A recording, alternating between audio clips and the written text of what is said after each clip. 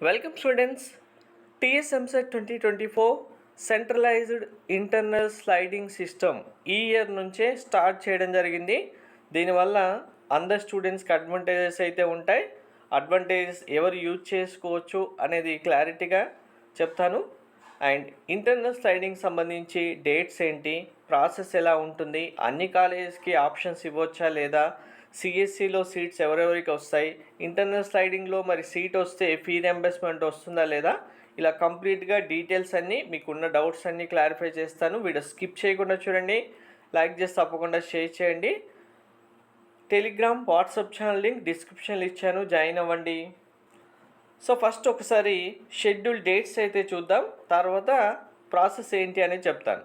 మీరు internal sliding కోసం options ఇవ్వడానికి dates 21st and 22nd 2 days ఇచ్చారు.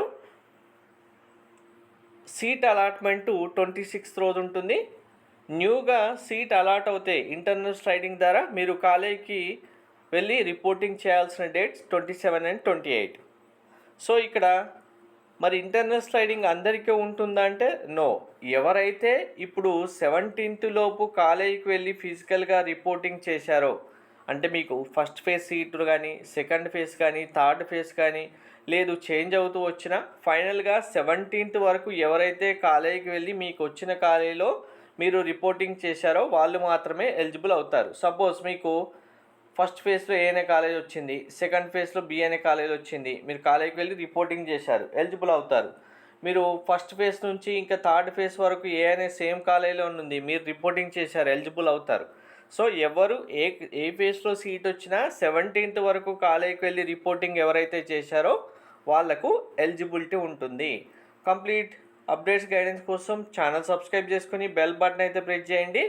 సో ఇక్కడ వెరీ ఇంపార్టెంట్ క్వశ్చన్స్ 3-4 ఉంటాయి అందరికీ. అవన్నీ క్వశ్చన్ ఏంటి, ఆన్సర్ ఏంటి అనేది కూడా చెప్తాను. ఫస్ట్ వన్ అందరూ ఈగర్గా వెయిట్ చేసేది, ఫీ రియంబర్స్మెంట్ అప్లికేబుల్ అవుతుందా? ఎస్, ఇక్కడ క్లియర్గా మెన్షన్ చేశారు చూడండి.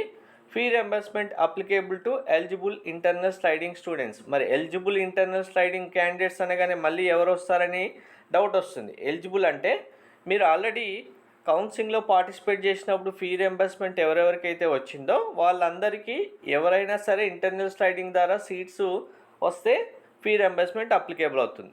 మరి ఎవరెవరికి ఇప్పుడు ఇంటర్నల్ స్లైడింగ్ ఉంటుంది, ఇంటర్నల్ స్లైడింగ్ ఎన్ని కాలేజెస్కి ఉంటుంది, ఎవరు ఆప్షన్స్ ఎలా ఇవ్వచ్చు అంటే కనుక, సపోజ్ ఎగ్జాంపుల్గా మనం ఒక 2 కాలేజ్ 3 కాలేజ్ చూసుకుంటే మీకే క్లారిటీగా అర్థమవుతుంది చూడండి. సపోజ్ ఒక స్టూడెంట్కి ఏ అనే కాలేజీలో సీట్ వచ్చింది, ఒక స్టూడెంట్కి బి అనే కాలేజ్, ఒక స్టూడెంట్కి సి అనే కాలేజీలో సీట్ వచ్చింది. సో ఇవే కాలేజ్ మీరు ఏవైనా మన స్టేట్లో ఉన్న ఏవైనా కాలేజెస్ అనుకోండి, సిబిఐటి కానీ, వాసవి కానీ, కేఎంఐటి కానీ, ఇలా ఏవైనా సరే. సో ఇప్పుడు ఈ ఏ అనే కాలేజీలో స్టూడెంట్కు మెకానికల్లో సీట్ వచ్చింది. ఈ స్టూడెంట్ ఇప్పుడు ఇంటర్నల్ స్లైడింగ్ ద్వారా సిఎస్సికి చేంజ్ అవుదాం అనుకున్నాడు. లేదు సిఎస్సి రాకపోయినా ఈసీ బ్రాంచ్ కానీ, ట్రిపుల్ ఈ బ్రాంచ్ కానీ ఏది వస్తే అది జాయిన్ అవుదాం అనుకున్నాడు. అదే బి అనే కాలేజీలో స్టూడెంట్కి ఇప్పుడు ఈసీలో సీట్ వచ్చింది. ఈసీ నుంచి మళ్ళీ సిఎస్సి కానీ, సిఎస్సి స్పెషలైజేషన్ జాయిన్ అవుదాం అనుకున్నాడు. నెక్స్ట్ సి అనే కాలేజీలో ఒక స్టూడెంట్కి సి అనే కాలేజీలో సిఎస్సి స్పెషలైజేషన్లో సిఎస్ఎం బ్రాంచ్ వచ్చింది, కానీ కోర్ సిఎస్సిలో వెళ్ళాలనుకుంటున్నారు. సో ఇలాంటి టైంలో ఏంటంటే మీరు ఏ కాలేజీలో అయితే సీట్ వస్తుందో ఓన్లీ ఒక్క కాలేజీకి మాత్రమే ఇంటర్నల్ స్లైడింగ్ ఉంటుంది. మీకు సిబిఐటి కాలేజీలో ప్రజెంట్ ఏదో ఒక బ్రాంచ్లో సీట్ వచ్చింది, మీరు ఓన్లీ సిబిఐటి కాలేజ్ సంబంధించి మాత్రమే ఆప్షన్స్ ఇవ్వచ్చు. మీకు వాసవి కాలేజీలో సీట్ వచ్చింది, మీరు ఓన్లీ వాసవి కాలేజ్ సంబంధించిన వెబ్ ఆప్షన్స్ మాత్రమే ఇవ్వచ్చు. ఇలా ఇంటర్నల్ స్లైడింగ్లో మనకు డిఫరెన్స్ ఏంటి అంటే, first round, second round, third రౌండ్లో ఇచ్చినట్టుగా వెబ్ ఆప్షన్స్ అనేవి అన్ని కాలేజెస్కి ఇవ్వడం ఉండదు. ఓన్లీ మీరు ఇప్పుడు 17th లోపు కాలేజీకి వెళ్ళి ఏదైతే రిపోర్టింగ్ చేశారో ఆ కాలేజ్కి మాత్రమే మీరు వెబ్ ఆప్షన్స్ ఇవ్వడానికి ఉంటుంది. మరి అందరికీ ఇంటర్నల్ స్లైడింగ్లో సీట్స్ చేంజ్ అవుతాయా? నాకు మెకానికల్ వచ్చింది, కనీసం ఈసీ అయినా వస్తుందా? నాకు ట్రిపుల్ ఈ వచ్చింది, ఇప్పుడు సిఎస్సి వస్తుందా? లేదు నాకు కోర్ సిఎస్సి వస్తుందా వచ్చిన కాలేజీలో అంటే అలా గ్యారంటీగా చెప్పడానికి ఉండదు. ఇంటర్నల్ స్లైడింగ్లో కూడా కన్ఫామ్గా వస్తుందని కూడా చెప్పడానికి ఉండదు. ఎందుకు అంటే ఇప్పుడు already first phase, second phase, third ఫేజ్లో కూడా అందరికీ కావాల్సిన మ్యాక్సిమం స్టూడెంట్ ఎక్స్పెక్ట్ చేసిన బ్రాంచ్ సిఎస్సి స్పెషలైజేషన్సే. ఆ సీట్స్ అన్నీ ఫిల్ అయిపోగానే మీకు మళ్ళీ వచ్చినవి ఈసీ, త్రిబుల్ మెకానికల్. సో ఇప్పుడు స్లైడింగ్లో ఎవరైనా కొద్దిమంది స్టూడెంట్స్ వాళ్ళ సీట్స్ క్యాన్సిల్ చేసుకొని వెళ్ళిపోయి ఉంటే, ఆ సీట్స్ ఏమైనా వేకెంట్ ఉంటే మీకు రావడానికి ఛాన్స్ ఉంటుంది. మరి వస్తుందా రాదా, రాకపోయినా మీరు ఆప్షన్స్ ఇవ్వండి. మీకు ఇంటర్నల్ స్లైడింగ్లో ఆప్షన్స్ ఇవ్వడం వల్ల ఒక్క డిసడ్వాంటేజ్ కూడా ఏమీ లేదు. కాబట్టి హ్యాపీగా అందరూ ఇంటర్నల్ స్లైడింగ్ కోసం ట్రై చేయొచ్చు. మీరు సేమ్ ఆ కాలేజీలో ఏ బ్రాంచ్లో జాయిన్ అవుదాం అనుకుంటారో ఆ బ్రాంచ్కి సంబంధించి ఆప్షన్స్ ఇవ్వండి. సిఎస్సి స్పెషలైజేషన్, ఈసీఈ బ్రాంచ్కి ఇస్తారా, ఈసీఈ, త్రిబుల్ ఇస్తారా, త్రిబుల్. పర్టికులర్గా ఇంటర్నల్ స్లైడింగ్లో ఏ బ్రాంచ్కి చేంజ్ అవ్వాలనుకుంటే వాటికి మాత్రం మీరు వెబ్ ఆప్షన్స్ ఇస్తే సరిపోతుంది. సో మరి సీట్స్ ఉన్నాయా, సీట్స్ ఉంటేనే వస్తుందా అంటే అలా ఏమీ అవసరం లేదు. సీట్స్, వేకెంట్ సీట్స్ ఉన్నాయా లేదా అనేది మీకు అనవసరం. సపోజ్ మీకు ఎగ్జాంపుల్ చెప్తాను. మీకు త్రిబుల్ బ్రాంచ్లో ఇప్పుడు సీట్ వచ్చింది. మీరు సిఎస్సి కానీ ఈసీఈ కానీ వెళ్దాం అనుకుంటున్నారు. కామన్గా ఇదే జరుగుతుంది కదా. మరి ఇక్కడ సిఎస్సిలో సీట్స్ లేవు కదా అని ఇంటర్నల్ స్లైడింగ్లో ఆప్షన్ ఇవ్వకుండా వదిలేస్తామంటే అది రాంగ్.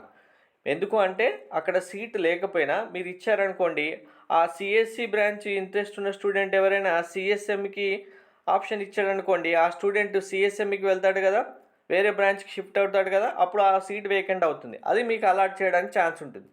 మరి ఇప్పుడు ఫస్ట్ కమ్ ఫస్ట్ ఎవరు ముందు ఆప్షన్స్ ఇస్తే వాళ్ళకే సీట్ అలాట్మెంట్ ఇస్తారంటే అది రాంగ్.